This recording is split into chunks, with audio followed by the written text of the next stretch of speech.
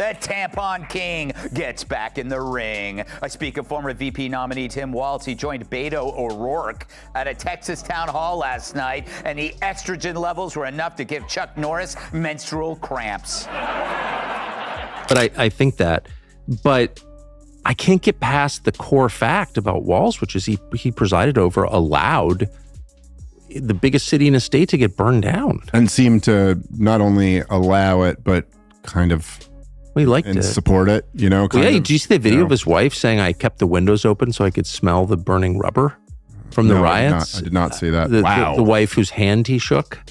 Oh my God. By the way, I mean, I know it's picking on a little thing, but who the hell shakes their wife's hand? Greg Gutfeld and Tucker Carlson team up. It's less of a conversation and more of a political beatdown. This time, their spotlight lands on Governor Tim Walz. And they don't just challenge him, they shred his narrative into confetti. With unfiltered jabs, biting humor, and surgical sarcasm, they expose every crack in his game plan. It's not a debate, it's a takedown, in real time. Walz brought points. Gutfeld and Carlson brought a wrecking ball. Politico lingers on candidates' fingers and defend Walz's wide eyes as they claim beards are for bad guys. Tyler, speaking of beards, and I mean the one on your face, not the one that you hang out with. Let me just say that Walz and every other governor who did anything like that is a monster, and I think on some level he will be punished for it. But no, I admire what you did enough that I hope I'd be man enough to do it myself. I took minor risks during COVID by pointing out things that seemed true to me, but I didn't do anything that heroic. I think it's absolutely essential. Clearly, we're moving toward an authoritarian state. I think we've already arrived. I think your life is a testament to that. Greg Gutfeld and Tucker Carlson never need an invitation to roast a politician when that politician is practically volunteering for public embarrassment. Enter Minnesota Governor Tim Walz, a man who's built his career pretending to be the adult in the room while governing, like the kid who accidentally locked himself in the liquor cabinet. For Gutfeld and Carlson, this isn't just an opportunity. It's .sport. Wait, you lost because you weren't woke enough? That's like telling Joy Behar she's not eating enough Doritos.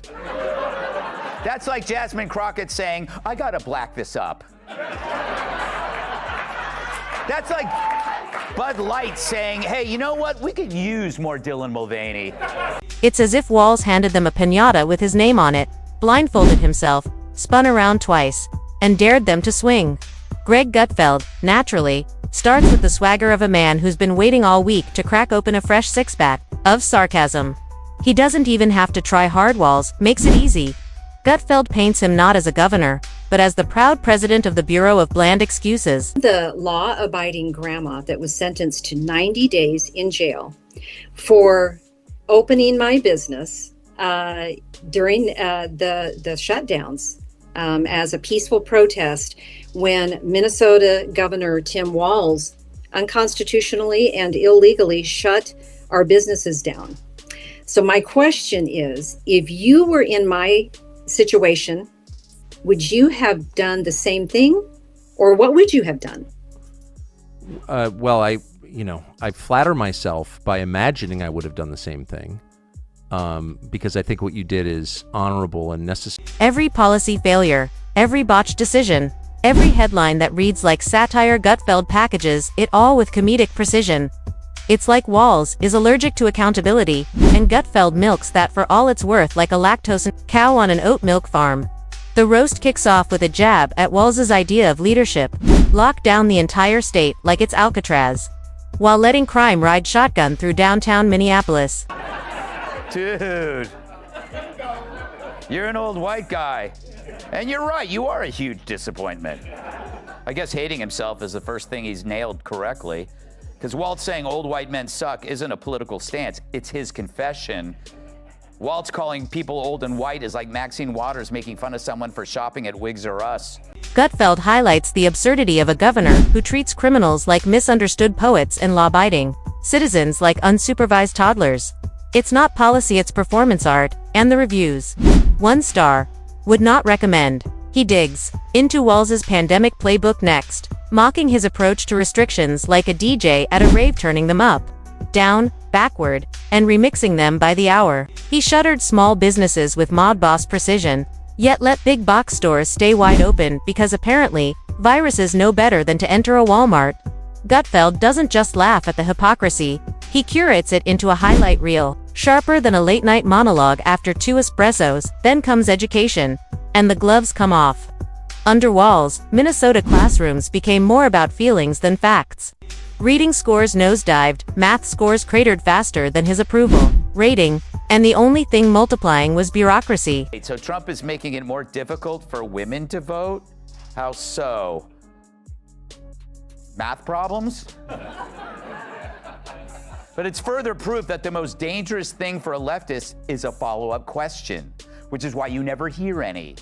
But I guess questioning elections is okay now.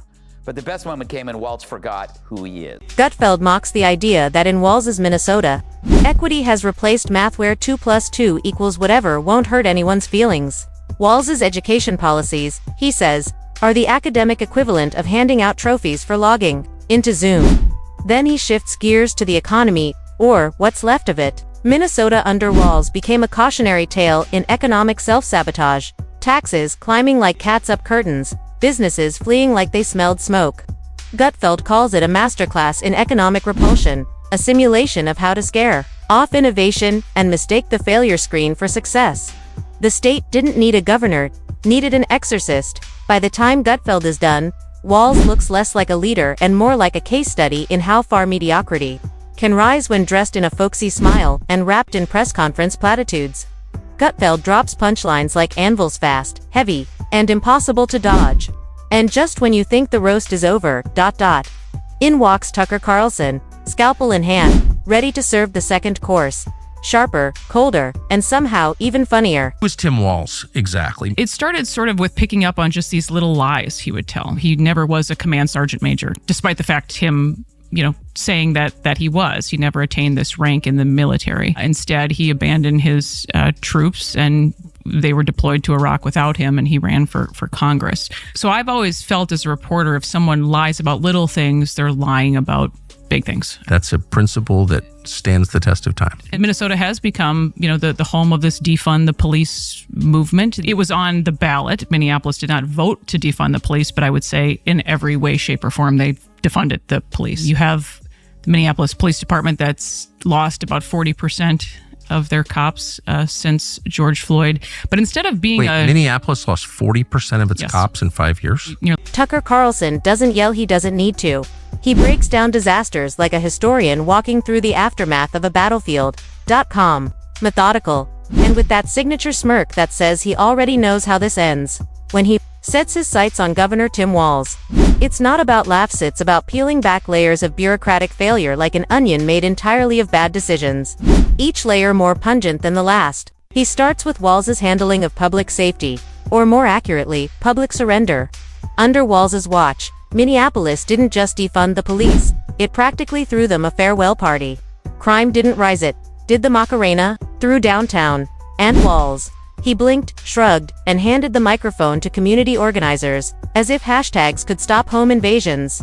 Carlson doesn't call it a breakdown of law and order, he calls it what it was, a calculated abdication of responsibility, leadership by absence. Then, Tucker shifts to the pandemic. But unlike Gutfeld, who roasts it for comedy, Carlson dissects it with the horror of a man watching someone try to put out a fire with gasoline. Years ago this summer, George Floyd, a convicted felon, OD'd on fentanyl outside a convenience store in Minneapolis, and the country changed forever. 5 years later, Tim Walz is still the governor. Keith Ellison is still the attorney general. The cops who were falsely convicted of murdering George Floyd are mostly still in prison. But what happened to Minneapolis itself? Well, it's been wrecked, and no one has said a word about it. But I just wonder about this story in particular. Did he have contact with Walz? Do we know that Walz ever, has Walz said, I met this guy ever? Well, this is what's interesting. We know that he served on a board appointed by Walz. However, I'll say that... what kind of board was it? It was a workforce development board. Tucker Carlson methodically dismantles Governor Walz's pandemic hypocrisy during lockdown. Faith was labeled dangerous, Yet liquor stores remained essential. It wasn't governance. It was in governance. It was adult daycare with Orwellian overtones, where citizens were virtually told when to breathe and needed permission slips for every move. Each policy came with a line buried in fine print reading, "Just trust us." Carlson, who's never been one to trust talking bureaucrats, uses this to set up his next target, education.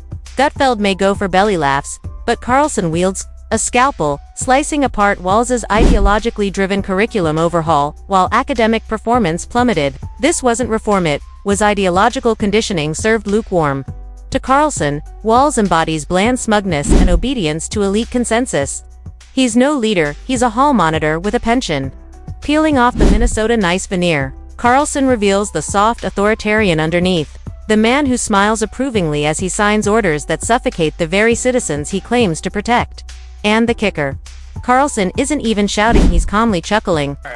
People misreading Tim's odd greeting. The man of the hour, Tim Walz, brings us our second video of the day, and he's got a very weird way of greeting his wife of 30 years. Roll it.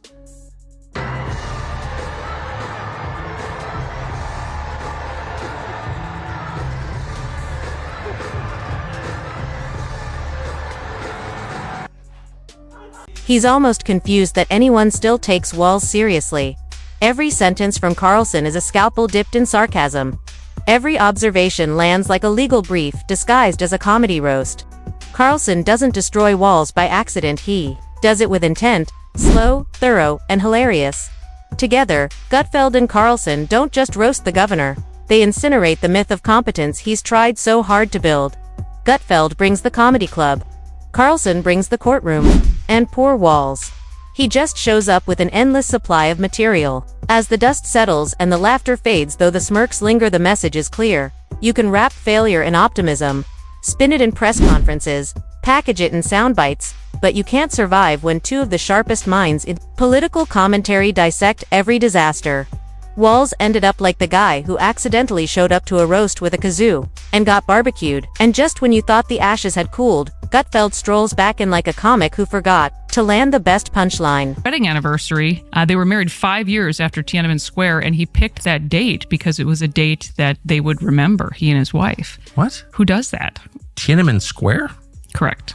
The tank crushing the lone protester? That's their wedding anniversary. And they went to China for their honeymoon. Come on. You're sure he picked the anniversary? They've talked about this in interviews. Yeah, this is in newspapers. But Tiananmen Square was a massacre of peaceful protesters. I know. Do you think they picked it to in the memory of those brave souls who died opposing the machine? They haven't said that. Oh my God! He just can't believe anyone still takes Walz seriously.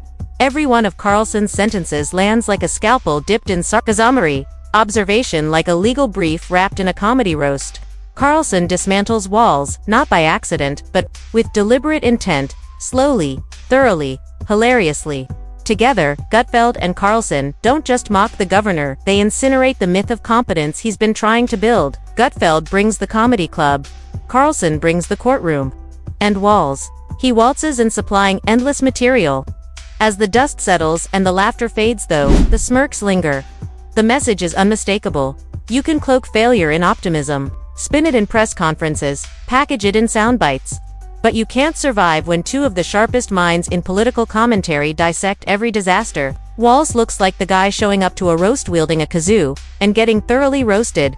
And just when you assume the embers have cooled, Gutfeld strides back in like a comedian who forgot the perfect closing punchline.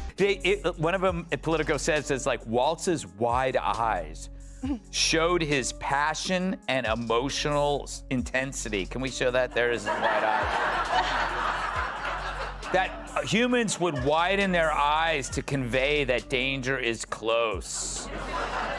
What emotion are you getting from that? Sorry. Still. That was Tucker Carlson highlights how Governor Walz touted green energy initiatives that somehow managed to be both expensive and unreliable. Walz talks sustainability while governing like someone allergic to mirrors Minnesota's power grid bent under pressure faster than his spine at a teachers' union meeting. When the lights went out figuratively and literally, Walz acted as if nature itself had betrayed him. Then Carlson pulls the thread on the governor's cozy relationship with unions. showing how Walz turned government jobs into protected status symbols while the private sector was left gasping like a fish on a sidewalk. Carlson breaks down the economic domino effect, how small businesses were sacrificed in the name of fairness, only for the bus to crash off a cliff and capitalism to take the blame. It wasn't governance, it was improv theater with real consequences. Gutfeld jumps back in for another jab, ripping into Walz's social media game or total lack of it. Every post from Walz feels like your uncle discovering Twitter and launching a town hall about paint drying. It's all image, no substance, like a political mannequin programmed for intermittent applause. Carlson lands the final blow with sharp clarity. The real tragedy is that Walz thinks he's doing good, while steering his state straight into mediocrity. He's not evil, just convinced that competence is about intentions, not results. And when failure shows on the scoreboard, he blames the rules, not the playbook. Together, Gutfeld and Carlson leave more than a roast behind. They remind us that true leadership isn't about looking busy. It's about being right when it actually counts.